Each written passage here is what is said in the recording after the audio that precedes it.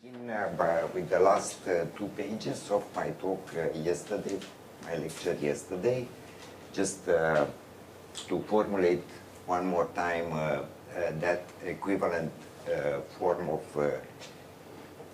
of Kahn's embedding conjecture. Actually, I was hoping that Benoit would be here. It was for him that I was thinking that he said he might be able to come today. Anyway, so I'll review that anyway because I added a problem.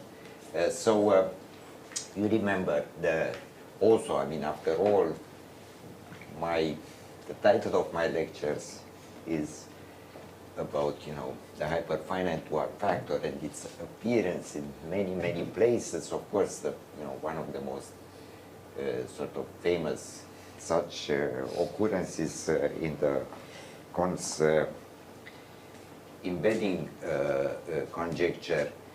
That conjecture, it's true, you can formulate it without mentioning the hyperfinite one factor. There are two equivalent forms of it, I mean trivially equivalent.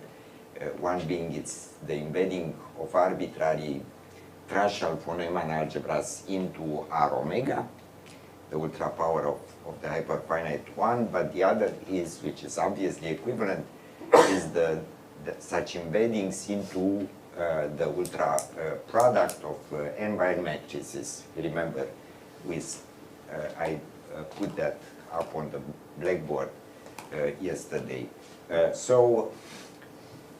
Anyway, so let's give this equivalent formulation. So I remind you the notations here. So R lower omega is the centralizer of R in R omega. Of course, R is embedded as constant sequences. One has this bicomitant property. So if you take the comitant of this relative comitant, you get back R. And okay, so in particular, the comitant is at one factor. This is not so hard to prove. Anyway, it's so one other thing that you can very easily prove is that for any automorphism of R, there exists a unitary in R omega that implements that automorphism on R. So it will be in the normalizer of R, and it will satisfy this property. Therefore, it will also normalize the comitant, the relative comitant.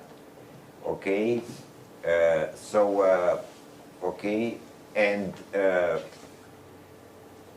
of course, that's actually on the next line. So implements, it leaves the comitant also invariant, so it implements an automorphism that I called theta lower omega, okay, on R omega, R low omega, okay, the R prime intersected R omega.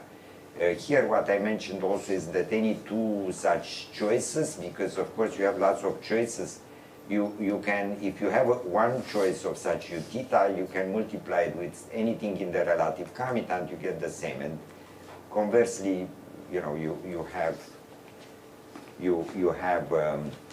that any other unitary, any two such unitaries will differ by a unitary in the relative comitant. Okay, so of course, because of this normalization of R lower omega, it will normalize R wedge R omega. Okay, and it's important to notice that theta is outer on R if and only if this theta omega is outer on R lower omega, and therefore also if and only if it, the automorphism implemented here on R wedge R omega, R lower omega is also outer. Okay, something I denoted with theta twiddle omega. Okay, so that means that any free action of gamma on R, this is, gives rise to a free co-cycle action sigma twiddle omega of gamma on R wedge R omega. I'm not even requiring here that gamma is countable, okay? By just taking, you know, the corresponding odd U's, okay? But that will be a co-cycle action. So there will be a 2 co-cycle which comes because of this choice here. Okay, so you will have, however, that choice will be in the commutant if you take this to be a free action.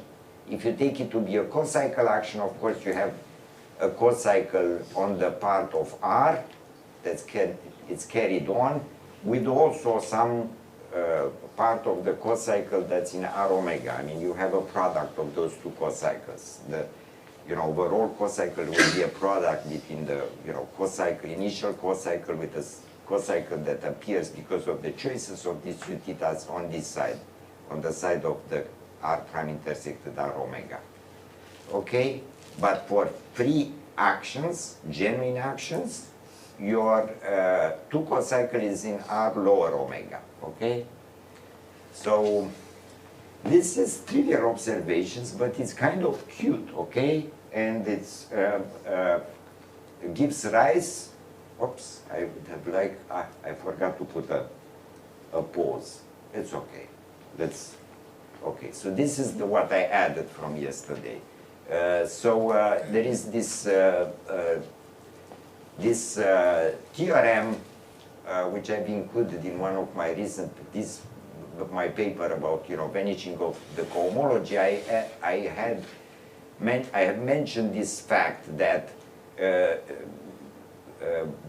because of that previous proposition, one has that an action of a group gamma on R, if you take a free action of a group gamma on R, then this II1 factor, this cross product II1 factor, is embeddable into R omega if and only if the corresponding 2 co-cycle with values in R lower omega, okay, something I denoted that way on the previous page, vanishes. Okay, it's co-boundary, meaning practically that you can lift, I mean, you can make the choice of the UGs in the normalizer of R such that they satisfy a group relation. I have not even required that gamma is countable, you see here. Incidentally, this is true. I mean, you don't require for this equivalence any, okay, separability, okay? This is for arbitrary. And that's, what I wanted to discuss. So this is, by the way, it's trivial because any 2 positions of R in R omega are conjugate by unitary. So, of course, if you have cons embedding for this, it means you embed it, okay? So conversely, okay, assuming it's embeddable, okay, you move, so your R, this R will be somewhere, okay, through this embedding, but you bring it to the constant sequences in R with the unitary, because any 2 embeddings of R are conjugate by unitary in R omega, okay? So it's complete triviality, this theorem. Actually, the proof is more, everything is in the previous proposition, which is also very easy, okay? So it's really somewhat tautological, this, a little bit, perhaps, less than other equivalent. I mean, after all, many of the equivalent formulations of cons embedding conjecture are, what kind of. So you notice that this is, I mean, it's not the full form of cons embedding that this gives a reformulation of, but this is a significant class. After all, it solves all the, I mean, with groups, taking groups, arbitrary groups, any arbitrary group embeds, I'm sorry, acts ergodically, I'm sorry, freely on the hyperfinite II1. So if you could solve this, you know, that implies that for groups you have coarse embedding, which is after all what we, I mean, the part of coarse embedding conjecture that's the most, you know, perhaps, you know, exciting. Okay, so the related problem I wanted to formulate is that after all, what we have constructed is a whole, you know, group morphism. It's an isomorphism actually. By that I mean, you know, it's 1-to-1 from O of R into O of R wedge R omega. Okay? Of course, this will also be on 2 if I here restrict to only automorphism on the right side that normalize the two components, okay?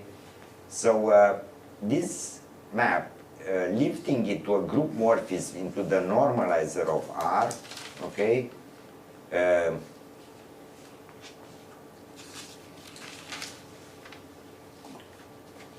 And by the way, once you prove that it's, say, non-liftable, which one would expect, okay? So in other words, that you cannot, you know, lift all this enormous, you know, group viewed as a discrete group, right, up, then, you know, perhaps to find some uncountable subgroups for which this doesn't hold, for which this cannot be lifted, some uncountable gamma that, I don't know, something special. Actually, that might be an idea, you know, of how to approach this problem, to construct some big uncountable subgroup. I would expect this may give us some surprises, you know, this problem. You know, like perhaps, you know, undecidable with, I mean, being related with the continuum hypothesis, stuff like that, you know, to offer a possibility to prove the, you know, like they've done in BOPH, you know, with the automorphism of the Kalkin, where I view this somewhat similar to that, which, by the way, that was a problem that in 80, actually not in 80, but in 77, 78, I was very young then, but it was very popular. That problem that eventually was solved, you know, and led to that beautiful, you know, consequence that, you know, the independence of the continuum hypothesis of, yeah, the logicians, what Farag and colleagues have done, you know, that was very popular at the Institute of Mathematics in Bucharest in the 70s. You know, the question about the automorphism of the Kalkin algebra. And I believe that are still there some, I don't know, but some questions that were vehiculated at that time and which are still open. Yeah.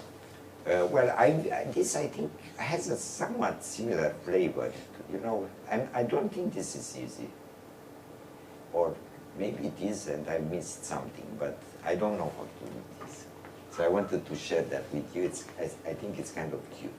So by the way, I wanted to point out that, of course, you see here you have H3 abstractions. You know, it's the Nakamura Takeda, so whose name came up yesterday evening during our dinner. The H3 abstraction of Nakamura and Takeda from the 60s for lifting from O a group into you know, into out as an actual, even for countable groups, lifting that up to a group of automorphisms, okay, even you know, with the cocycle, but respecting that cocycle relation. You remember from last time, that is there is an abstraction to that due to them for doing that, which is an H3. It's a scalar in the H3 of the group gamma. okay? And that disappears here, which is kind of fun, you see, because you see, if you take such an action with an such a subgroup of out of a II1 factor, and with a certain H3 obstruction, and you tensor it with an action that has the opposite obstruction, so lambda bar, okay, or say alpha and alpha bar, they cancel. So you have no obstruction, so you know, for that kind of tensor, for instance, if you double with just the opposite action. So here it's exactly what happens, you know, because you know that the obstruction disappears because here you have an actual co-cycle, I'm sorry, you have an actual cross-product situation. You started with this on just the R side, you don't have cross-product. But now you have the unitary with this guy together on which it acts, and this guy has trivial relative comitant, okay, in R omega. So automatically you know that it implements with those unitaries a cross product, and you remember having cross products is the same as having a co-cycle relation, which means the H3 is trivial. So it means that on R omega your H3 is becomes the H3 obstruction becomes the opposite obstruction. So they cancel. Okay? So I see this, you know, as being kind of fun observations. They are all trivial, but, you know, it adds up to a certain picture that's, I believe, quite interesting. Okay? And in any case, I think this is a question that can be answered, and it's a nice question. Actually, I somehow missed to put that in the paper, so I'll add it to my paper.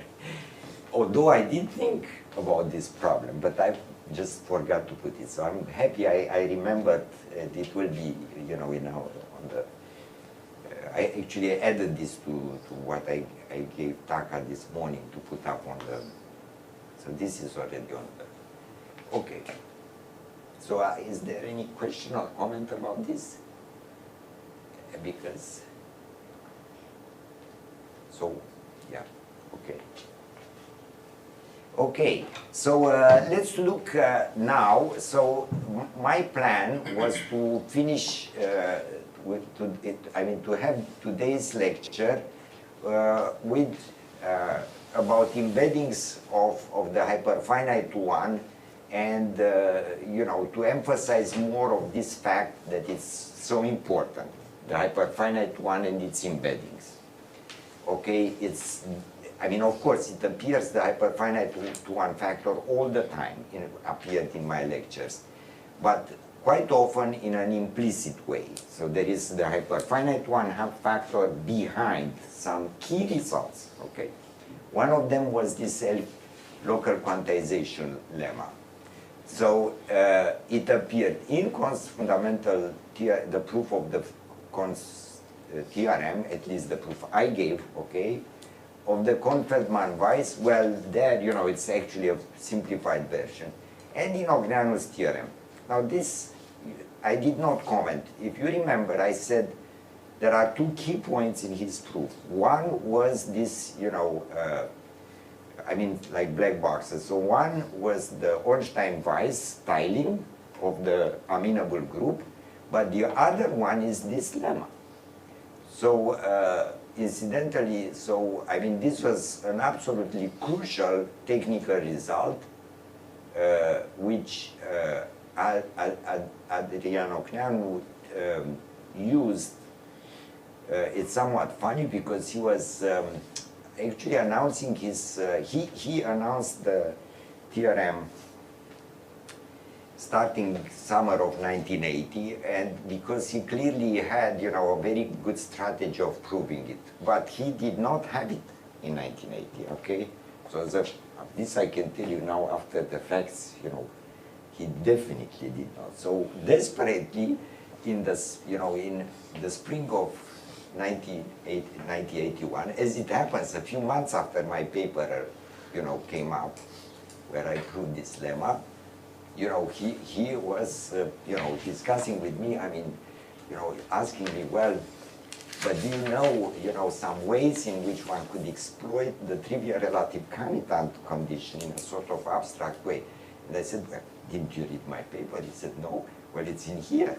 And so this was, and it was just like, a big relief for him, is providing absolutely crucial point is in that proof. And indeed, in my opinion, this lemma does play a very, very crucial role in lots of things. As it happens also in that second, what I would call the free independence lemma.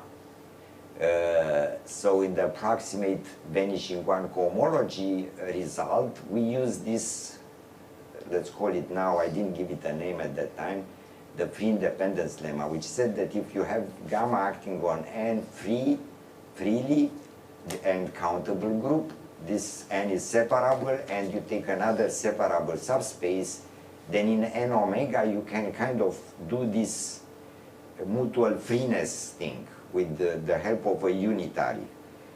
We'll put this more properly in the next statement.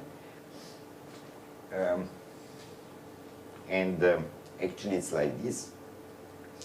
So this is in fact the more general result. If you have an irreducible inclusion of II1 factors, okay, then for any von Neumann subalgebra of the bigger one in the ultra power, okay, that's separable, there exists an abelian direction in n omega, a diffuse, so an embedding of L infinity of 0, 1, okay? An embedding of L infinity of 0, 1, okay, which together with this B generates the, it's free independent to B. That's what I'm saying here. Okay? And, okay, so let's show that this implies this. It's in here.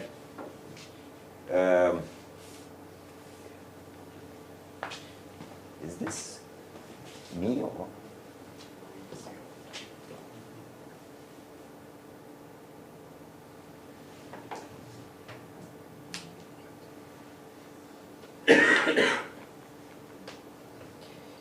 It appears a bit better on my page, so maybe. Can I? No. Yes, but it doesn't. No, not manually. Oh, you can. I don't know, but probably doesn't have any. No. Okay.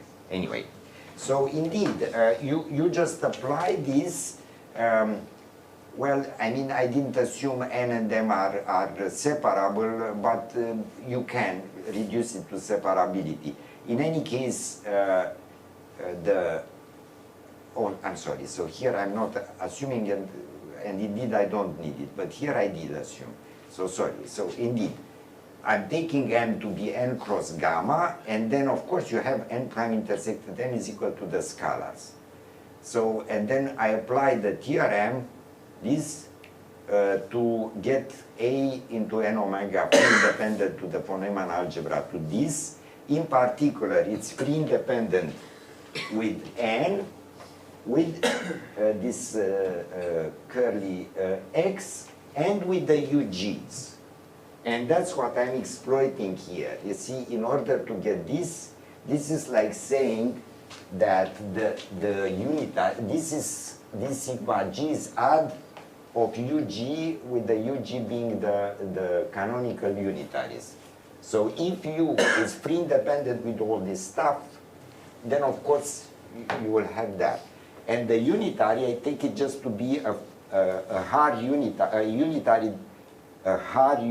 that generates my diffuse L infinity of 0, 1, which after all is like L infinity of the torus. So I take the, the generator of the torus, the hard unitary, the equally distributed unitary that generates L infinity of 0 of the torus. Okay, so so it's this kind of thing. Okay, so you see, this is exploiting the relative commutant, and the way, as we will later explain, the way to construct such A is with the, it's a sort of more subtle application of the LQ lemma that allows to construct this sort of in an incremental manner, okay? But with this playing a crucial role, this LQ lemma, okay? So that's how you best exploit the trivial relative commutant condition, and that's exactly the kind of thing that you need, you know, also when, if you remember, for the, you know, that kind of local, by the way, let me tell you, make a parenthesis and tell you about this and the terminology, this LQ terminology, which might be, you know, one might, you know, say, why did I call it that way? It gave you some reasoning for that, but I wanted to elaborate just a little bit more. So if you remember, for instance, in the Kornfeld-Weinweiss, but also in the proof of Oceanus theorem, I used this kind of LQ lemma to create, you know, infinitesimal projections which have the property that they are displaced, you know, mutually orthogonally by the canonical unitaries. And okay, so in that context, I guess, you know, anybody would recognize what one usually called the local Rochlin lemma, which is like the key first step when proving the global Rochlin lemma. And in fact, for a while, I called this sort of abstract local Rochlin lemma. Now, first of all, it's a bit long,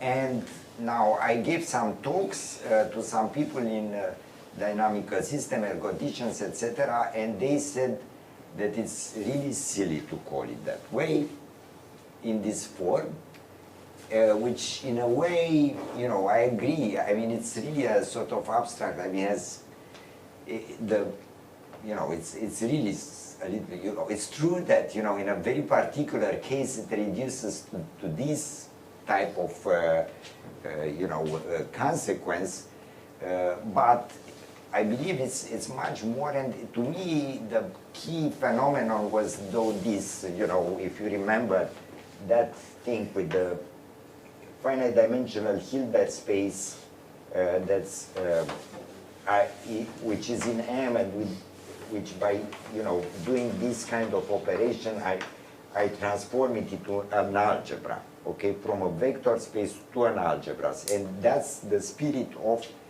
you know, quantization, at least in the sense, the initial sense, because nowadays, when you say quantization, this word means other things in various fields of mathematics. But in sort of quantum mechanics, and in the, I believe that in, you know, early stage, perhaps this would be the best, you know, to, you know, usage of that word, okay, of, you know, getting from a vector space an algebra. And this also rhymes in some sense with it's some sort of local, you know, anyway, it's, I think it's not a bad name. Actually, the name I like most is this LQ, you know, so I call it the LQ lemma. Anyway, this is, I just wanted to share that with you. So this is why I started from a certain point on to call it differently than local Rochlin lemma. It's a bit misleading to call it local Rochlin in this very abstract, very generalized, you know, and, you know, besides, Rochlin was not even an operator algebra, so why should we give him the name? I mean, it's just not doesn't make any sense. Now, this being said, there is a way to view this as a local Rocklin type of thing, but much more sort of special, which is very operator algebraic. If you want, you can view the unitaries of something I'll do quite often, this point of view in the next pages, the unitaries of M acting on M by add U. If you do that, okay, this is like a local Rocklin for that action, okay? But it's not just, you see, local Rocklin would then be just this, that you have a set and you do this, okay? So you squeeze it to make it approximately scalar. Okay, that would deserve the name local Rocklin. Here, it's a very special scalar, the one that you prescribe, okay? And that's much more subtle and more interesting. So in a way, this Q has to be randomly chosen. It's a random Q, which produces this, the fact that it's actually independent from X at the same time. And this, by the way, just doing this, it's, of course, completely trivial, because you just do it, for Hermitians. You have a finite number and you squeeze, you make it for, you take one Hermitian of your finite set, you take a spectral projection, tiny, small, you make it a scalar there, and then you take the second one under Q, and so on. You squeeze, squeeze, squeeze, until you get all of them to be scalars, okay? But you have no control that way of what scalars you get, okay?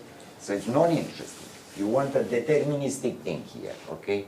Which, in a funny way, it's randomness that gives you that deterministic outcome. Okay, so that's the... Okay, so let's comment on how this come out, these lemmas, okay? So they all come from this, what I call ergodic embeddings of the diffuse abelian von Neumann algebra and its non-commutative version. So the unit interval and its non-commutative version into factors. Okay, so as I said, the LQ lemma is what plays a key role in proving the free-independent embeddings of L infinity of 0, 1. That's how we can view that, right? Because it's an abelian algebra that we embed free-independently. Conversely, however, it's a complete trivial consequence of the free-independence embedding the LQ lemma, even with, and it gives it to you with absolutely sharp quantitative version. By quantitative, I mean, this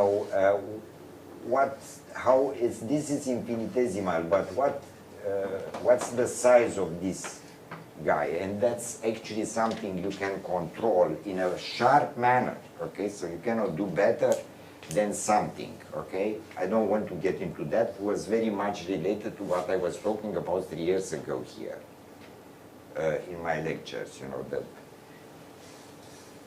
Okay. So here is, this is a slide that actually didn't quite have time to finish, so I have put only the bullets, and I have to elaborate, verbally or on the blackboard. This was a certain process of, getting to this type of results, which, first of all, it's about ergodic embeddings of the hyperfinite II1 into factors. So this is something I can already explain, and the proof is very easy, and it's, so the question is the following. So we do know that, we know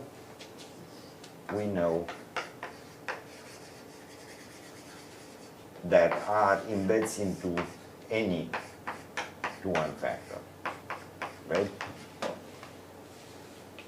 But the question is, if at least if M is separable, of course. So countably generated, this II1 factor is separable in norm 2 if and only if it's countably generated. Okay, if we assume that, is it true that there exists embeddings into M that are irreducible? So what I call ergodic embeddings. Okay, say, so ergodic.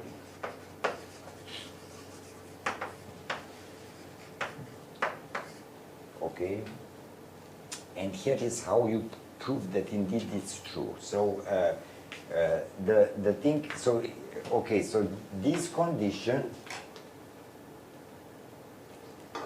so it's about this, in fact. It's like saying that well, we do know that, so M a factor means implies it's the same as saying that argue M acting on M is ergodic, right? So it has only the scalars as fixed points. And this question means, does there exist an amenable direction? Amenable direction. Ergodic direction. Okay, so does there exist an amenable subgroup that's ergodic?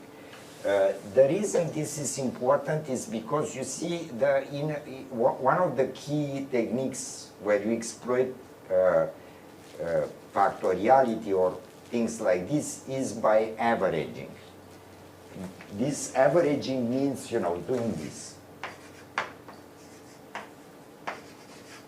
With this, having a sort of, depending on the, you average over some unitary, so that's the meaning I have this. And you average elements, okay, so that's, or states, or things like that. So you averaging is like the sort of obvious thing that you want to exploit. The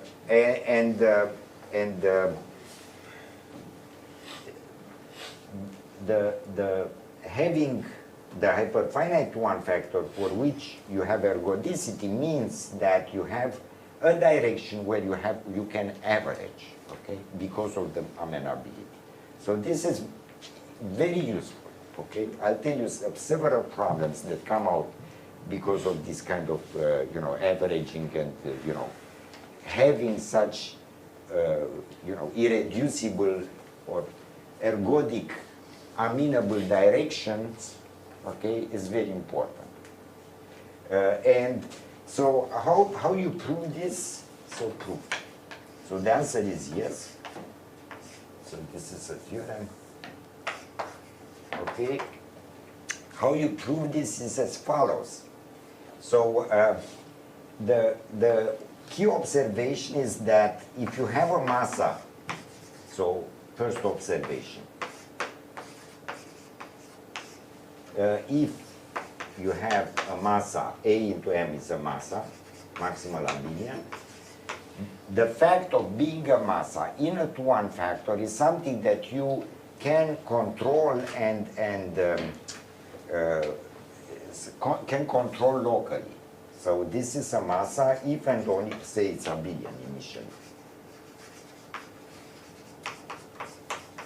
So is massa if and only if you can find partitions so it's being a massa, it's something you can control locally in the sense of by just looking to finite partitions of A. So you can put here there exists, but it's also for any. Okay, so here it's also for any. There exists partitions, how should we call them? dyadic, or doesn't matter, you know, putting dyadic, finite partitions. That's always with projections. So let's call them pi I. This is finite, but we have to emphasize that it's a sequence. So let's put an upper n, increasing. So in finer and finer partitions with projections in A, such that the averaging with n of elements so basically kill everything and makes it closer to tau of, well, here I should put it, sum of this belongs to the sum of the algebra generated by these partitions. Okay? So, one more time. Something, so what I wrote here is this, that squeezing, so for, okay, so for all x's in M, okay, well, at the limit, of course. So this becomes more and more so as n grows, more and more closer to this. So squeezing, in other words, elements with this partition, by this I mean that, this kind of taking this, you know, this part of x, makes it almost contained in the algebra, in the abelian algebra, actually in, you know, in the scalar multiples of this PIN. But this is something that you can, you know, control locally, okay? So if you have, it's if and only if. So this is the fun of it. This is a criterion, but at the same time, it's a way that, you know, you can build massas from local pieces, okay? Something that becomes more and more of a mass, okay? And massas, on the other hand, we know they always exist, so it's something that you can play very well with, okay? So the proof of this theorem is then as follows. So by the way, this is a complete triviality, okay? And this fact, okay? It's, you see immediately it's big. And what am I using is, in fact, you know, the fact that you have conditional expectation, and you have this, the norm 2 is a Hilbert norm. That, by the way, all those approximations are in the norm 2. So you do like this, you take, obviously, being able to do something like that for all x's in M, will be sufficient to do it for just a dense sequence.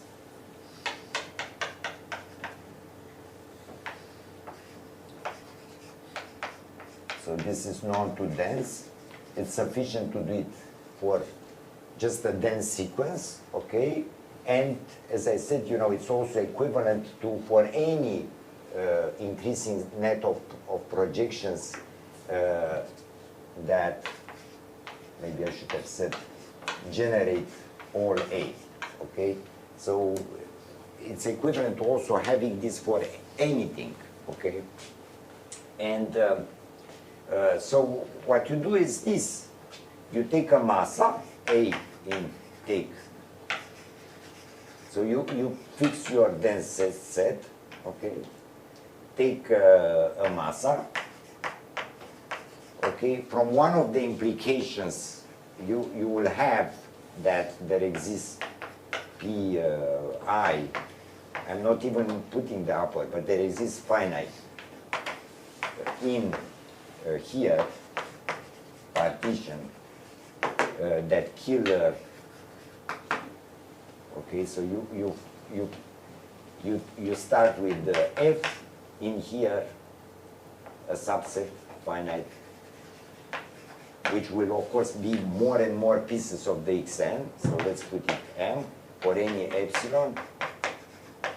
Okay, there exists and you will take it, of course, 1 over 2 to the n, something like this. So say here x1 up to xn, and you will be able to do this minus the expectation. By the way, saying that is the same as what I'm saying here.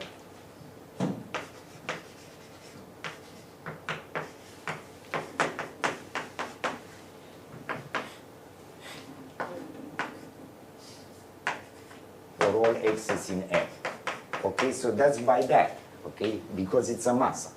I can find any partition actually, you know, you take a sequence of partitions that exhaust A, I'm in a separable situation, but even if it's not, you know, it's still a net that will do that.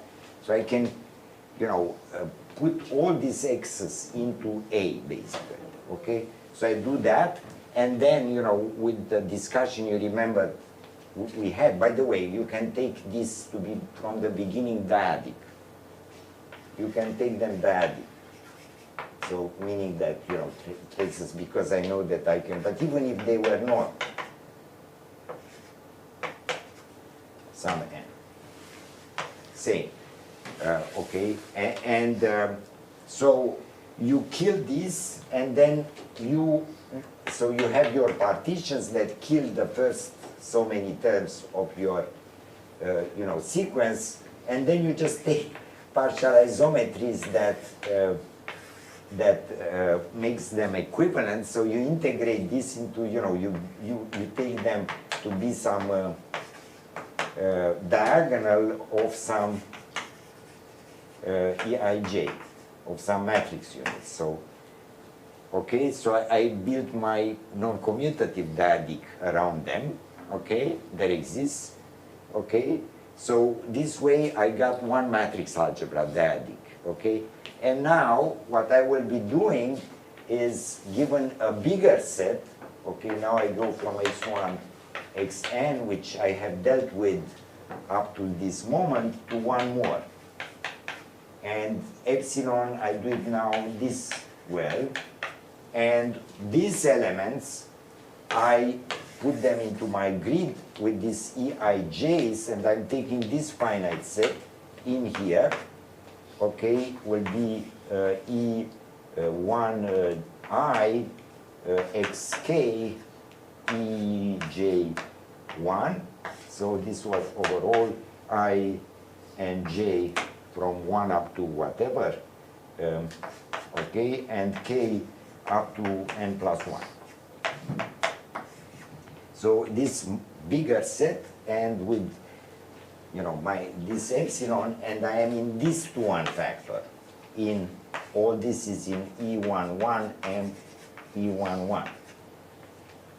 I'm here, I have a finite number of elements, a degree of estimates, and I'm taking a massa here, and I'm doing exactly the previous step to do it with epsilon this. Perhaps, you know, even perhaps multiplied, you know, you have to maybe also normalize with the size of this. Okay, so that because of the Pythagoras, this spreads out properly, so if I do it that well here, it will have the effect that you know, here, as I said, you know, first you take the partition dyadic, but then you complement it to a dyadic non-commutative partition, meaning, you know, matrices, and with this you get, you know, bigger matrix algebra, and I'm claiming that that bigger matrix algebra, in any case, well, first of all, it's a bigger matrix algebra. The most important thing, though, is that the overall diagonal that you obtain makes it more and more over massa. So what this results into is this. We have constructed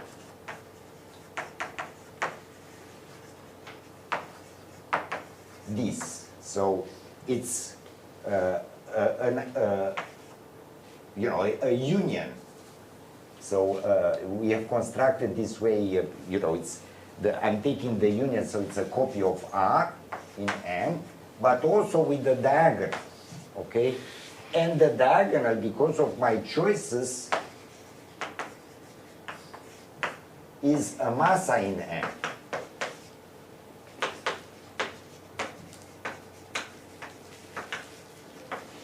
Okay, because of my choices, right?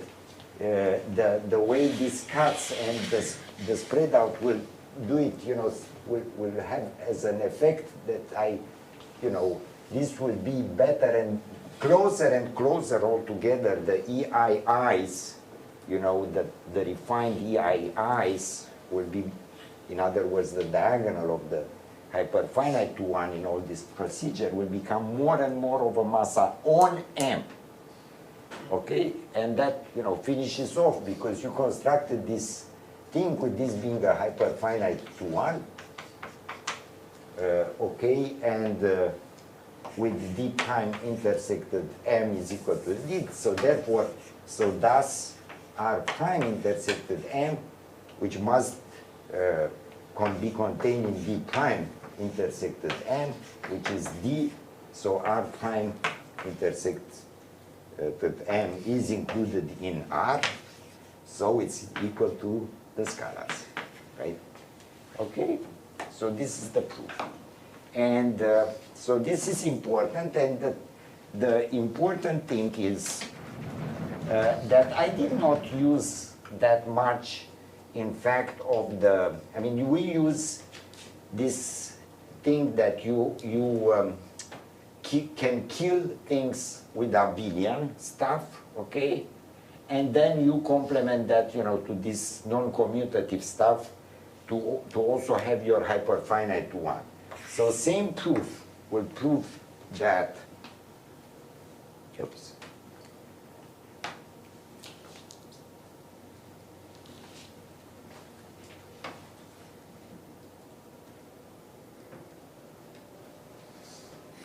Same thing will be very similar proofs technique will show you that if you have an irreducible inclusion or ergodic inclusion of II1 factors, now I will use a lot instead of the keyword irreducible inclusion of factors, ergodic inclusion of factors, okay? Because it serves our intuition and what we are trying to kind of emphasize. So any ergodic inclusion like this entails existence of an ergodic R direction, okay? So this is more, of course, than what we said before. So if you have, this is the theorem here. So if n into m is irreducible inclusion of II1 factors, then there exists d in R. This is always will be my notation for the diagonal of R. In R, in N, such that not only R prime intersected M is the scalars, like I said there, but even d prime intersected M is d. So d is a massa in, so this guy is a massa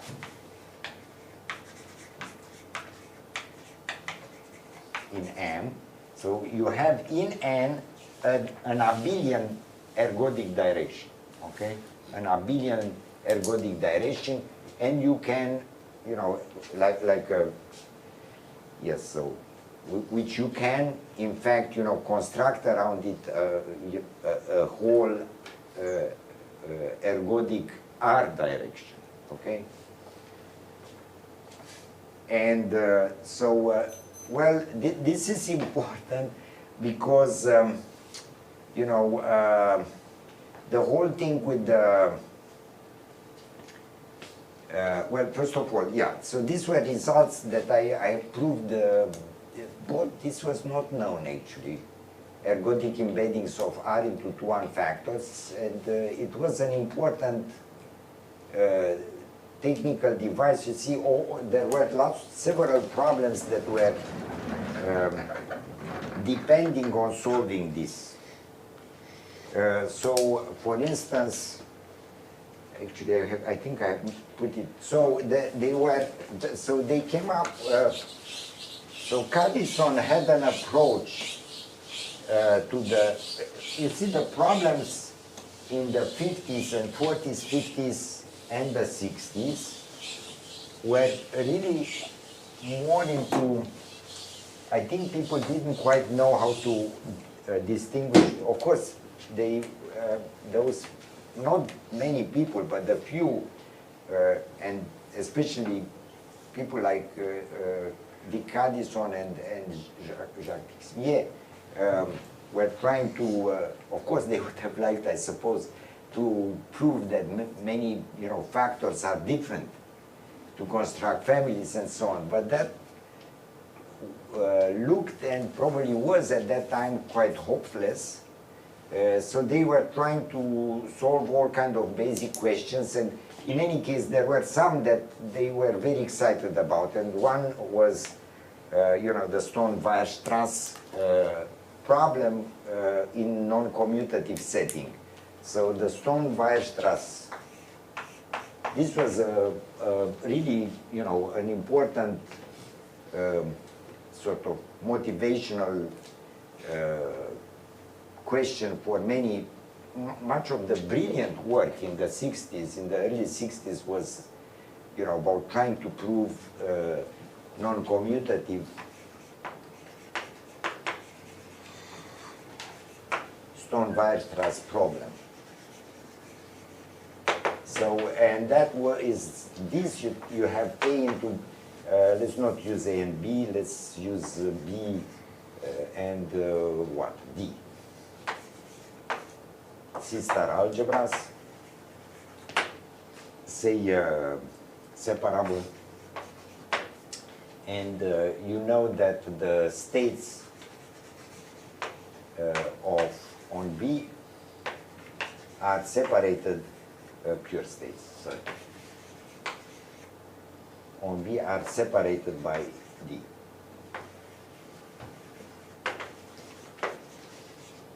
By D. So that is given any psi pure state on B, there exists psi 1, psi 2.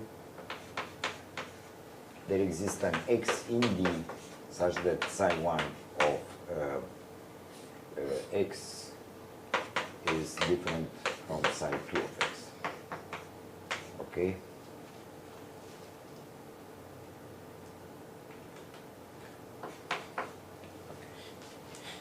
Okay, so that means that D separates the pure states on B. So pure states, if this would be commutative, okay, this is Stone-Weierstrass, right?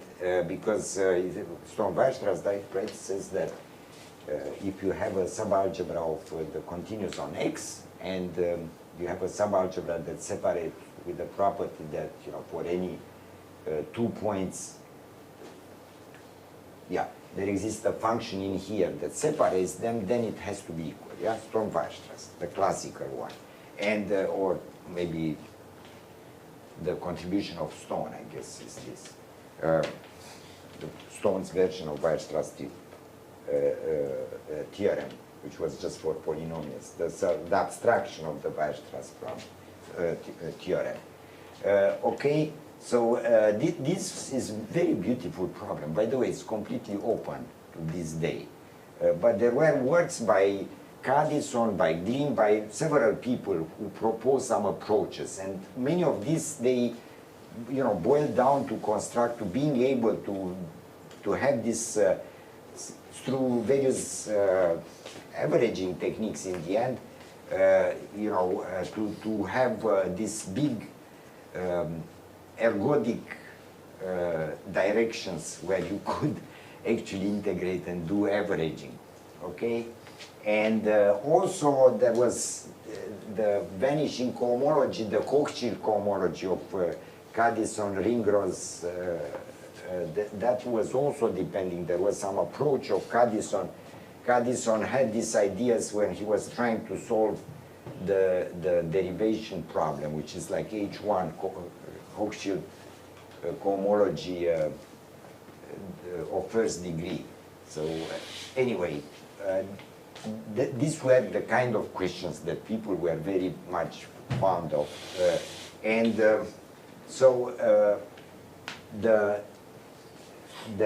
This you can, we are using points in the commutative case, so evaluation at points are pure states, right, in the commutative case, and so this was a natural, generalization to the non-commutative context, okay?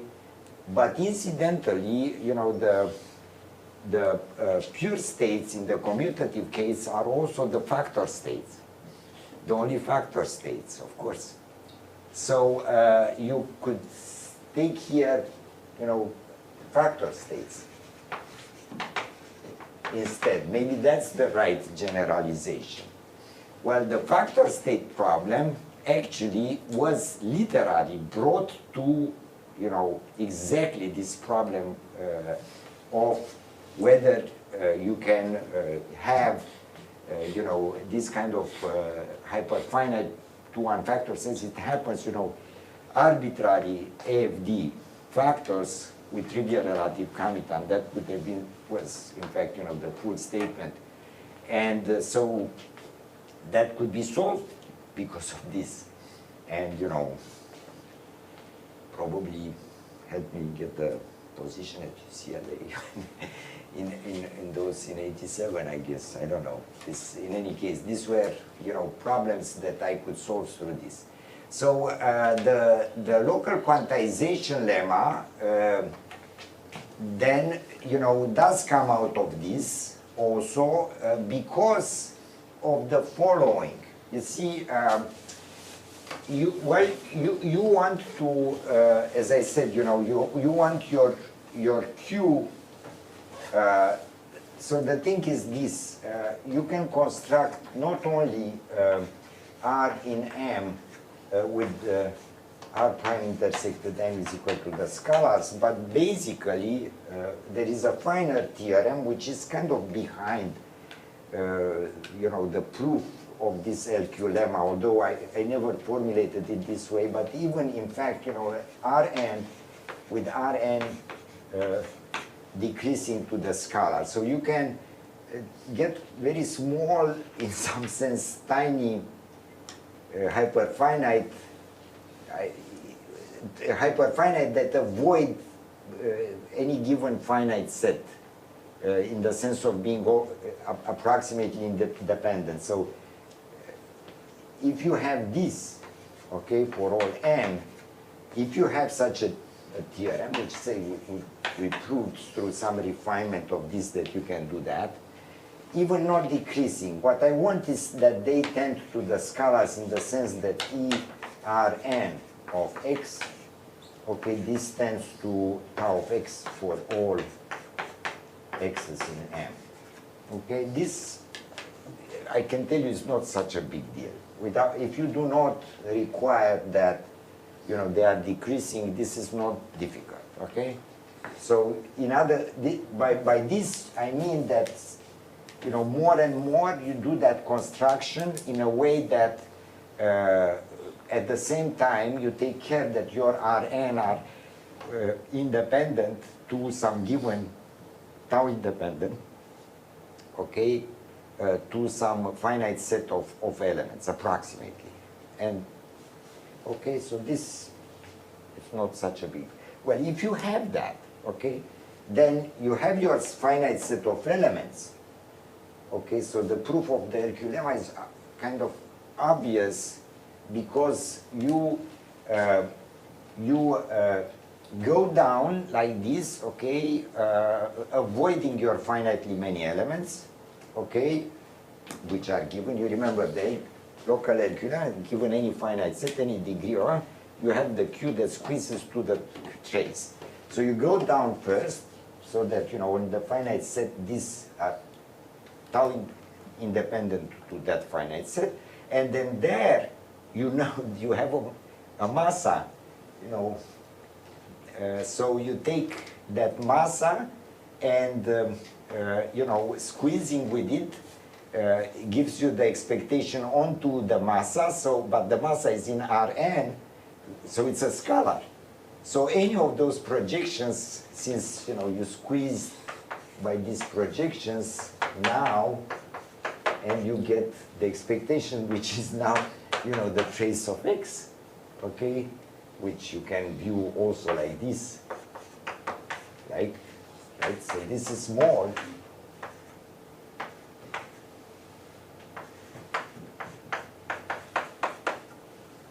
So you will have that there must exist, or let's say O times 1, okay, tau 5. So, which is like saying this. Okay, so this is 1. I'm just adding it here to emphasize that there must exist then an I for which phi x pi minus tau of x pi in node 2 is less than epsilon node 2 of pi. Okay, the kind of reasoning we did several times. Okay, so that's the proof. So that's why these things are related. You see, it's the and well, the proof then of approximately free independent embeddings of L infinity is really a big refinement of all these kind of reasonings. What you want to build is the idea is that I'm building my abelian algebra by building pieces of it, incremental pieces that will be more and you increase the level of independence. Free independence means that all those traces, alternating traces, are kind of almost zero, right?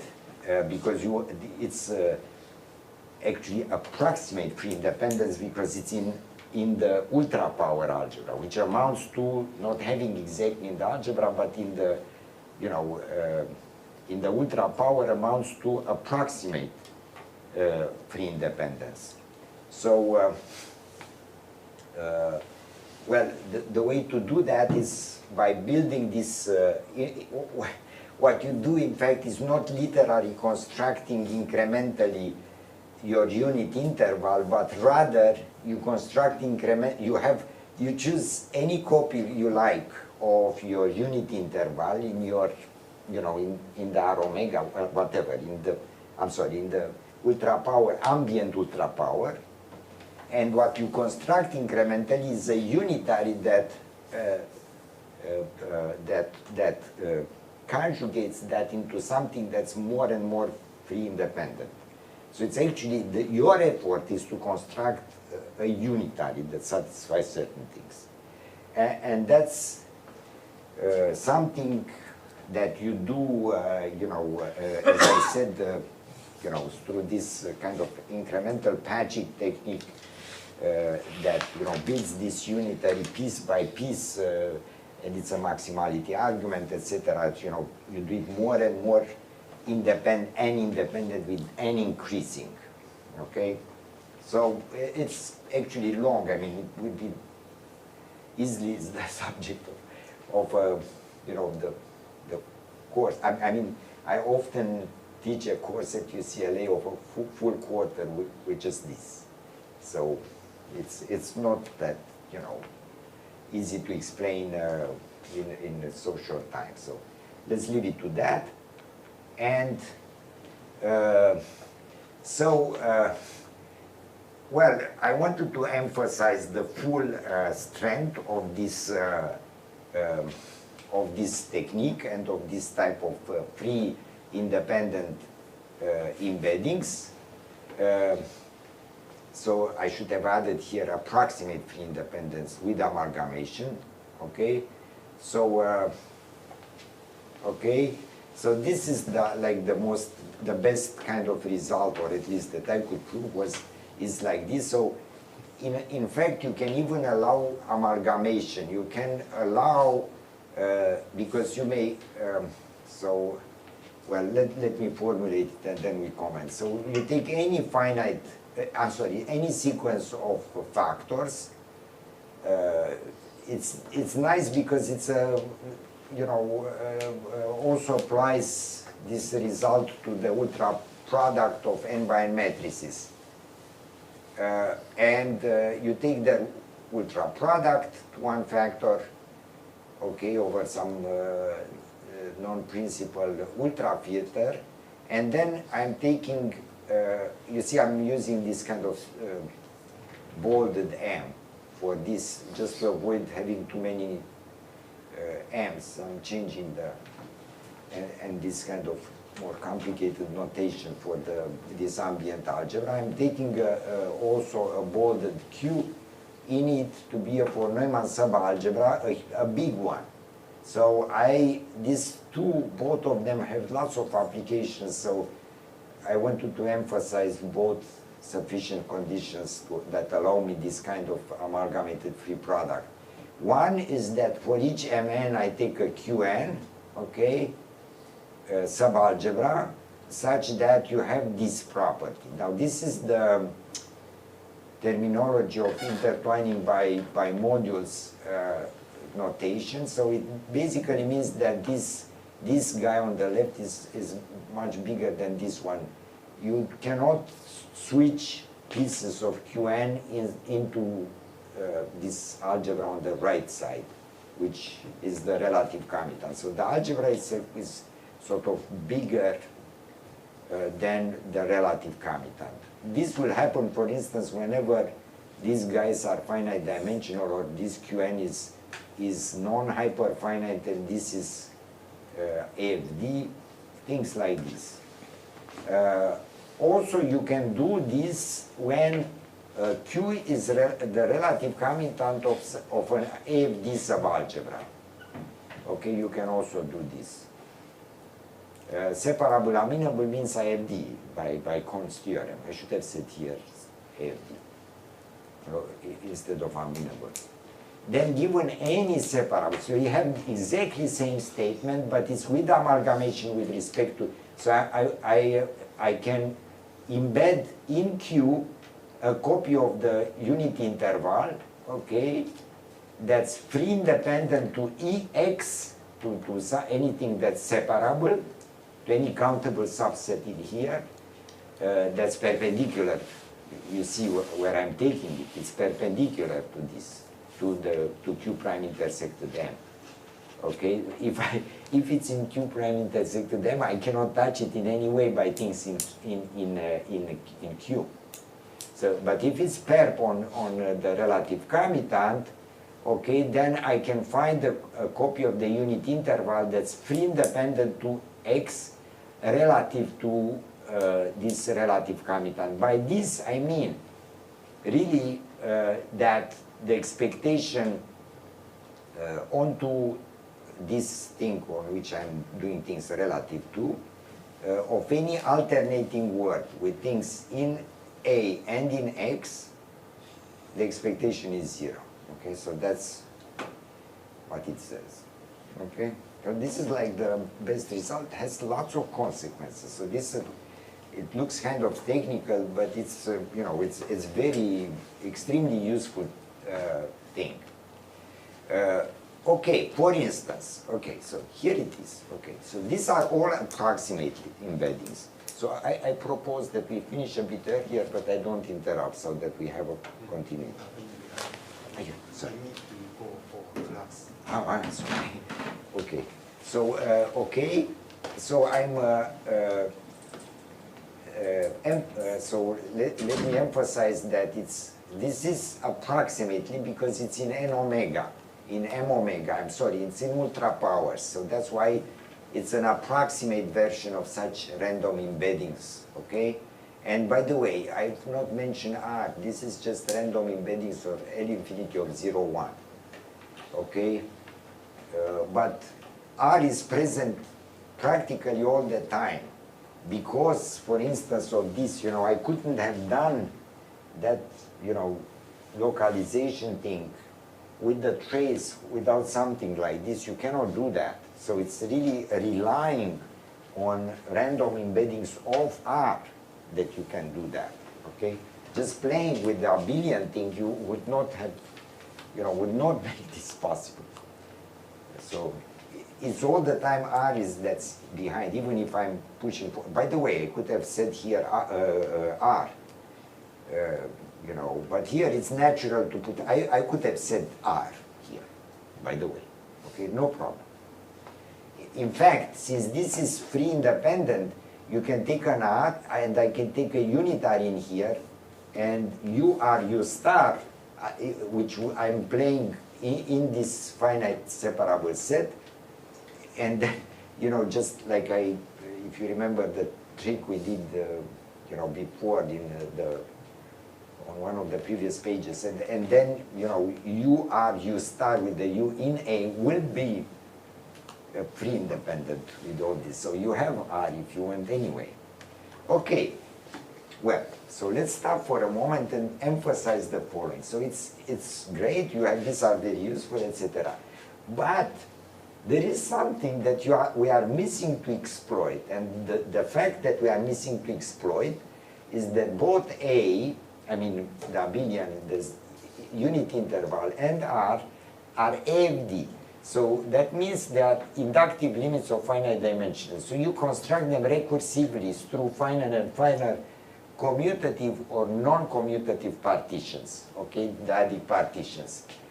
But if you do this approximately, okay, it's clear that by doing it very fast, okay, the approximation of freeness or whatever independence you want, you can do them so fast that you can control everything, and while building it in M.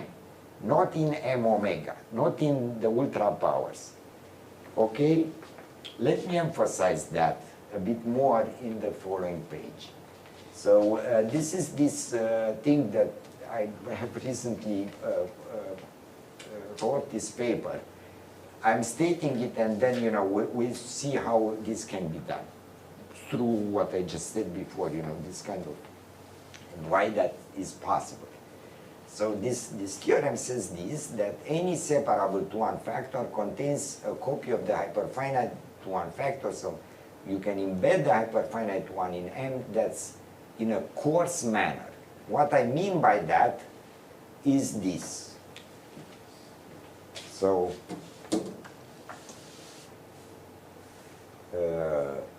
let's say arbitrary, so definition. B into M is coarse if, what I want is that M is as a B bimodule. So you see, when I am taking L2 of M, B acts both on the left and on the right, and what I would like is that this is really equal to this bimodule. Okay, perhaps at some some power, okay, some multiplicity. Okay, well, this it's okay, but for sure you will have here L2B, so you certainly cannot have that, in this form. This part is unavoidable. So it's exactly this, that, you have just that copy of L2 of B as a BB bimodule, and then this bimodule, which, is what I call the coarse bimodule.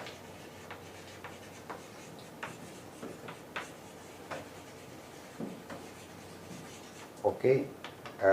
So this is the same as saying this. Let me put it in a manner that, since we didn't talk much about bimodules, Hilbert bimodules, this is absolutely the same as saying this. I take lambda of B, and which acts, of course, on L2 of M. But it also acts on L2 of B, so it will act here. Okay? So lambda, the left multiplication by B, of course, leaves this invariant, but also rho of B acts on this from the right, okay? And saying this is just saying that the von Neumann algebra they generate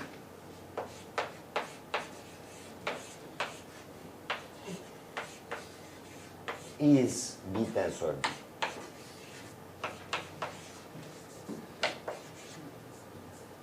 Well, we agreed that this is actually, you know, it's BO. So they are, you know, in completely, you know, in this kind of completely tensor product situation. They commute, but you see, if I take, say, for instance, a factor, you remember that if I take, for instance, M itself, you know, if I take lambda of M and rho of M, these together they generate all the B of L2 of M, if M is a factor. Okay, so I mean, left and right multiplication, you know, it's not, they won't be, you know, in generally coarse at all. I mean, you know, they generate all B of H, for instance, in this case, right? Although they commute, okay? So it's the commuting means that they generate the tensor product algebraically, but you know, even when you take the, as you certainly heard, I mean, talking the seminars here, if you take the C-star algebra of the left and the right already, that, you know, can contain things like, you know, the compact operators and therefore be dense in M. But this is, by the way, general. If you take the von Neumann, it gives you all M because of this being the commutant of the other. So it means that the commutant of both is the scalars, they being factors.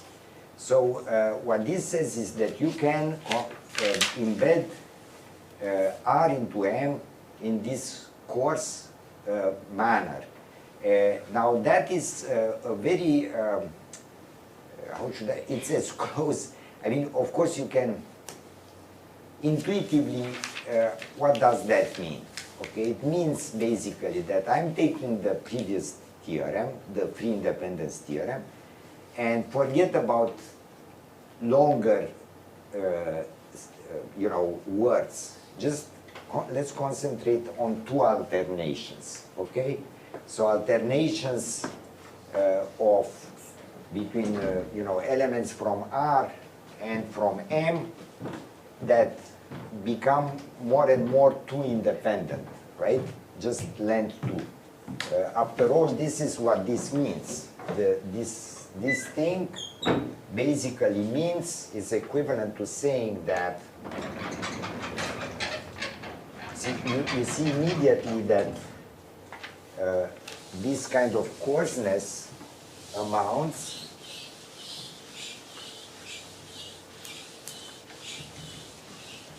the coarseness is amounts to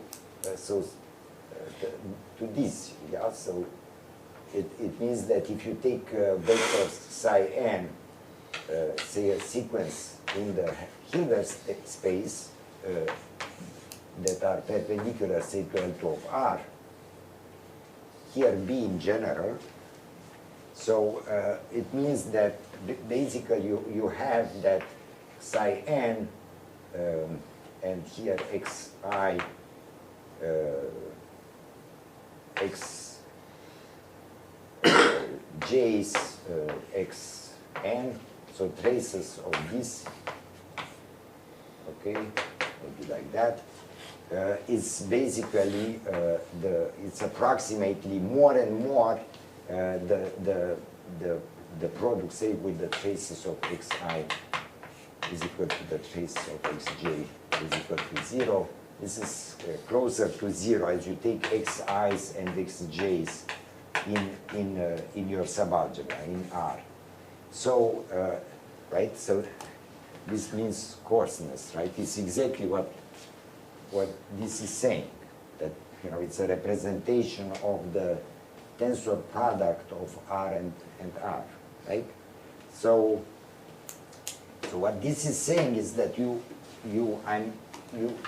are controlling this. R is a limit, say, of 2 to the n by 2 to the n matrices, and I'm just as I take this, tending to R, it's commutant basically.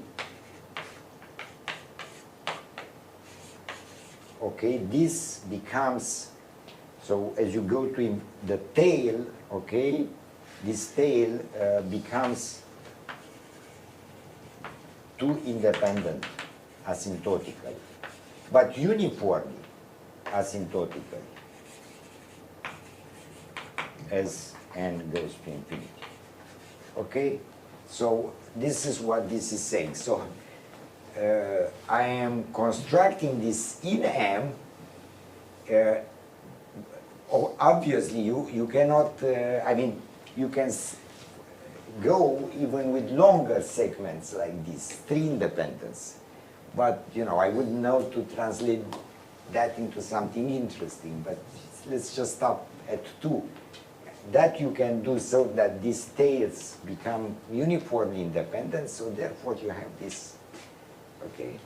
So that's like, and that's something clearly you can do, but it will be from the free independence lemma, which is the approximating, if you sweat very hard. And indeed, it's a difficult proof, okay? So you can embed R into in a coarse manner.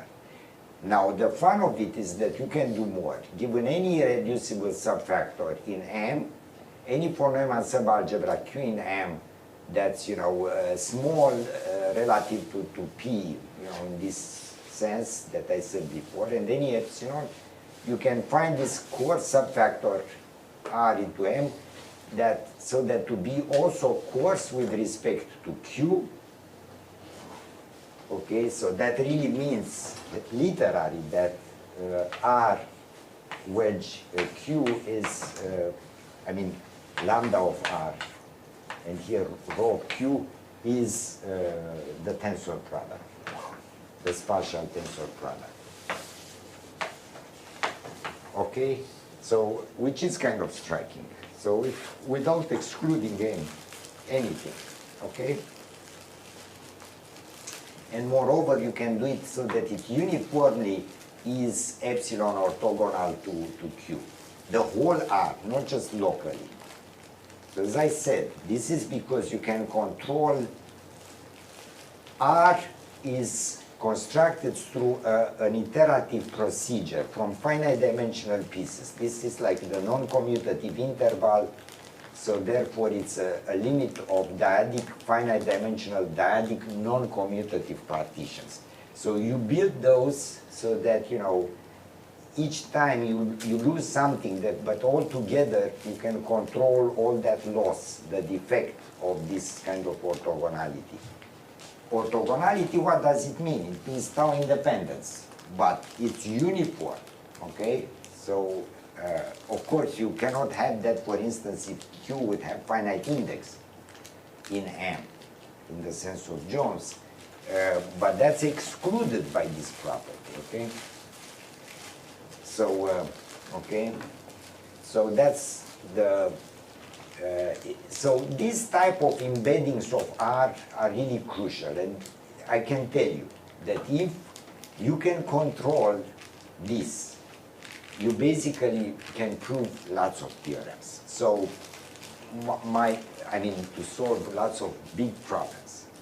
So I'm strongly motivated. This was, of course, this was something that I realized I could do. I cannot have applications of this, but I don't have some obvious, breakthrough application of this result. But it's just pretty by itself, and what it says is that, well, this kind of random embeddings you can do. In a way, coarse embedding is like, a random embedding. The problem you see in solving some big problems like Yes, here I wanted to mention, you know, the applications. Okay. Applications to vanishing cohomology and Stone-Weierstrass results. I already mentioned this very quickly. Let me tell you. So this pure factor state problem, as I said, was, one could prove it because of these ergodic embeddings. Okay, and now there are lots of vanishing cohomology problems. If you want, already we solved, for instance, the vanishing, approximate vanishing one cohomology problem with this, behind was this, okay? So I claim that that's what we have used. But it's much more than that. You know, for instance, in a paper with Stefan, we were able to kind of kill a certain, you know, approach to this so-called Shliachtenko L2 cohomology theory, you know, which was actually in a version that was later slightly modified by Andreas Thom. So there was a certain cohomology theory for II1 factor that was hoped to, you know, parallel the L2 cohomology theory for groups, and in particular to have the beta numbers. I mean, any L2 cohomology theory comes with some L2 Betty numbers, and a good theory would be one that's non-vanishing. It's one that for which you would have that the L2 cohomology. So it's, you put a 2 here to emphasize the L2 thing, and here is the n because there are n, you know, n cohomology, and it's the beta 1 that's of interest, and you want a theory that would give you, okay, the Betty number for the II1 factor of a group to be the Betty number for of the group. Why would you have that? Because, for instance, for the free group, here you have n, actually n minus 1. And so you would have the non-isomorphism if you would have such a wonderful L2 cohomology theory, which was hoped to have with that Kohn-Shliachtenko cohomology theory. So we showed that it's vanishing because there was a prior step where, in fact, Alexeyev already proved that for F2 is 0, and from that we were able to show that, so that already, you know, killed the project of solving the free group factor problems through this method, and we showed that it's 0 always, okay, through with this kind of method. Why? Because you can embed this hyperfinite II1 on which you have vanishings through, you know, because of averaging and, you know, all, I mean, it's trivial that it's 0, that L2 cohomology was 0 for amenable, and a big amenable, so that, you know, a big hyperfinite II1, so that when you, if you have it big, then whenever you have something that's non-zero, you can imitate, you know, the freeness through, you know, the previous, you know, this approximate free embeddings, okay? So averaging with things from R because of the relative Kamitan thing. So with that, you know, we were able to show that actually, you know, it's 0 altogether for any, it leads you to a contradiction if you have an element on which it's non-zero. Okay, so that, and also there are results of Sinclair and Smith, who proved the vanishing of the H2, the Hochschild cohomology of Caddison, Johnson, Caddison, and Ringrose, H2 of M and M, you know, when you had a big hyperfinite, and, you know, because of, you know, my technical result about, you know, ergodic embedding of R, you know, that followed, Okay, so vanishing homology, it's really, you know, for vanishing homology, results is very useful. Okay, so let's discuss about the some more famous open problems and on which I wanted to make comments. So of course you have the free group factor problem that asks, and it's very frustrating, we're not able so far to solve this, you know, the question of whether the free group factors are non-isomorphic, and they certainly are, so probably by now it's just more like, you know, how to prove that. But also this, you know, equally, I would say, important question of deciding whether L of f infinity is finite, can be finitely generated. One would expect it's not. It's separated problem, but for sure, if you can prove that this cannot be finitely generated, then it means it's not isomorphic to any of the L of fn's for n finite, and that is known to imply that all of them are non-isomorphic, okay? By results of Dijkman and Rădulescu from free probability. In free probability theory, Rădulescu's free probability methods you know, led to this beautiful result of Dijkman and Rădulescu, the random matrix model, so of Voiculescu and so on.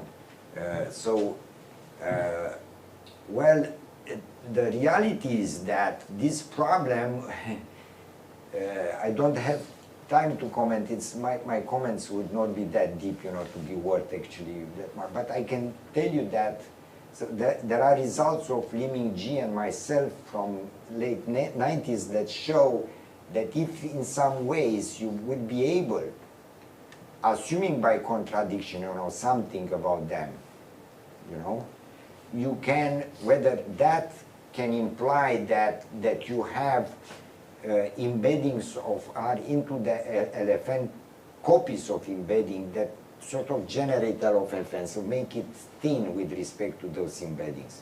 So you can formulate this. I mean, you know, it would be sufficient to show that, you know, if you assume this and that, then you can prove the existence of such pairs. Okay? So, and all that it boils to, okay, if you want, those pairs of embeddings are far from being coarse. On the contrary, you want them thin.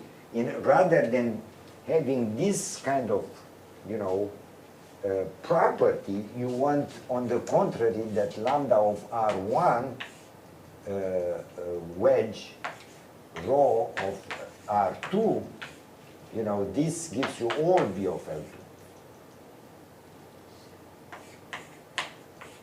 Okay, so this is complete contrary, okay, of the coarseness, right? So, right. So this is at the opposite. This is structure, okay. So it's like, for instance, in particular, you would have that there exists psi. This is what we proved, that in the free group factor you don't have that. So.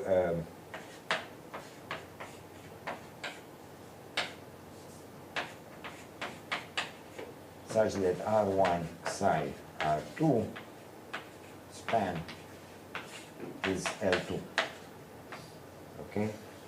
So, you see, this is being thin rather than coarse. This is structure. So the problem, of course, you can say, well, wait, I have R1, R2, these are AFD, so I can construct them, you know, recursively and so on. But the problem is you cannot beat the randomness. I mean, you are kind of pushed.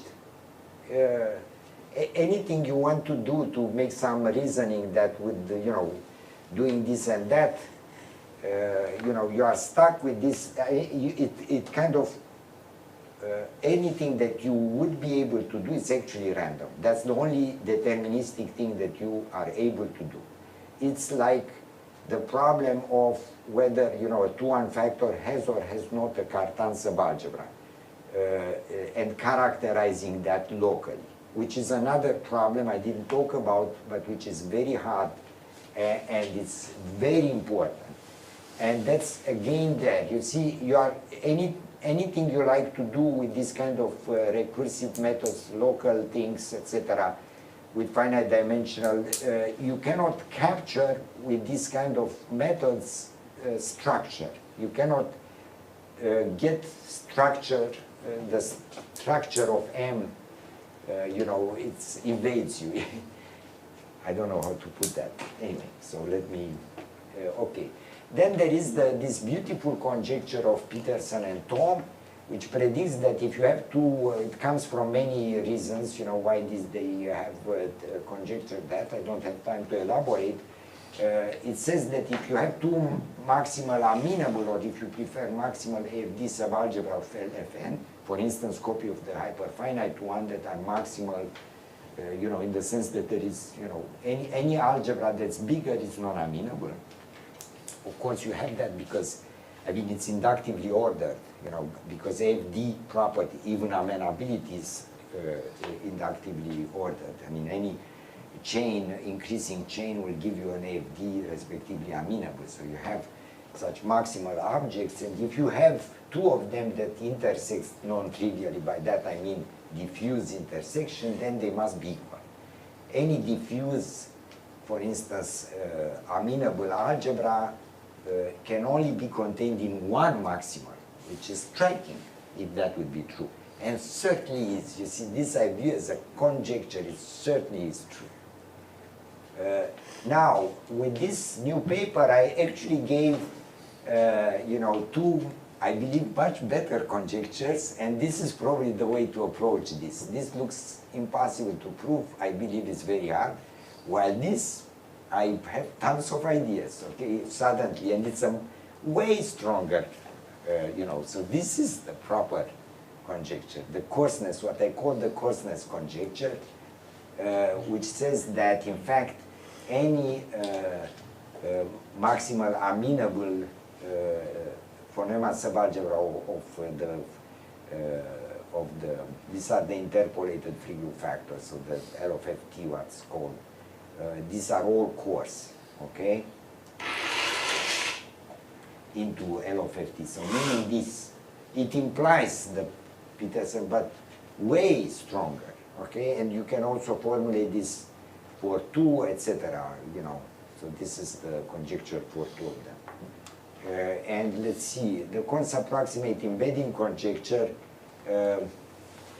I cannot, we discussed that already, so let's jump over that. I cannot not, you know, comment that, after all, cons bicentralizer problem is also about embeddings of R, ergodic embeddings of R, kind of smooth ergodic embeddings. By smooth, I mean here embeddings that are ranges of normal conditional expectations, okay?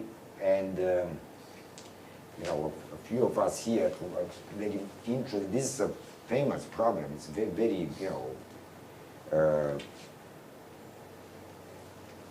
perhaps the biggest problem in types 3 factors, you know, it's whether this, any types 3-1 factor with separable predual contains a copy of the hyperfinite one irreducible with normal conditional expectation. And let me, so by the way, you have embeddings of AFD factors into any factor, so in particular into any 3-1 factor.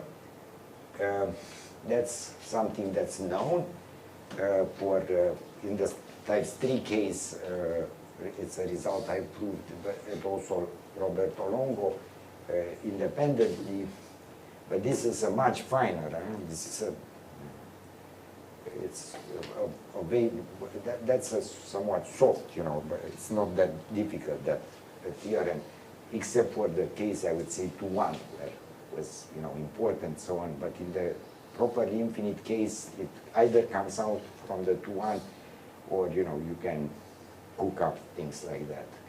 Okay, I think I stop here.